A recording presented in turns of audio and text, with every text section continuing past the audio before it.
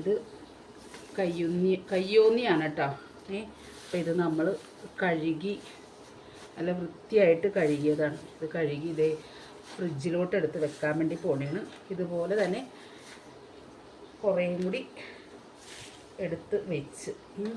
അപ്പോൾ ഇതൊക്കെ നമ്മൾ കഴുകി ഇത് ഫ്രിഡ്ജിലോട്ട് എടുത്ത് വെക്കണത് എന്താണെന്നോ, നമ്മുടെ എൻ്റെ ഒരു ഫ്രണ്ടിൻ്റെ ഹൗസ് വാമിംഗ് ആണ് നാളെ. അപ്പോൾ പുള്ളിക്കാരിക്ക് അതൊക്കെ ഒന്ന് അവിടെ ഒന്ന് ഹെൽപ്പ് ചെയ്യാനായിട്ട് വരാമോ എന്ന് ചോദിച്ചു. ഞങ്ങൾ 2 ഫ്രണ്ട്സ് ഉണ്ട് വേറെ.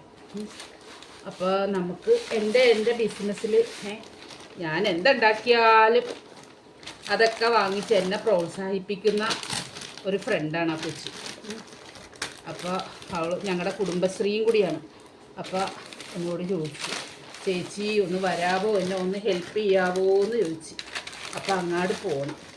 അപ്പോൾ ഞാനെന്ന് വെച്ചാൽ ഇത് വാടിയൊന്നും പോകരുതല്ല.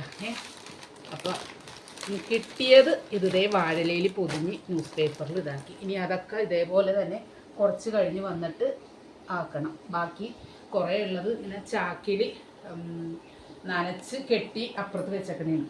എല്ലാം കൂടി എടുത്ത് നിരത്തണ്ടല്ലോ എന്ന് ഓർത്തിട്ട്. അപ്പോൾ ഓയിൽ തീർന്നിരിക്കണേനെ ഷോപ്പ്, അതുകൊണ്ട് തുറന്നിട്ടില്ല. ഓയിൽ ഒരു 2 പേർക്ക് വേണമെന്ന് പറഞ്ഞു. അപ്പോൾ ഞാൻ പറഞ്ഞു 12:30 കഴിയുമ്പോഴത്തേക്കും വന്നാൽ മതി നിങ്ങൾ. അപ്പം ഞാൻ എടുത്ത് തന്നിട്ട് ആ കൊച്ചിൻ്റെ വീട്ടിലോട്ട് പോകണം. കാരണം എന്താ വെച്ച് കഴിഞ്ഞാൽ നമുക്ക് അവരുടെ വീട് പാലക്കാടാണ്.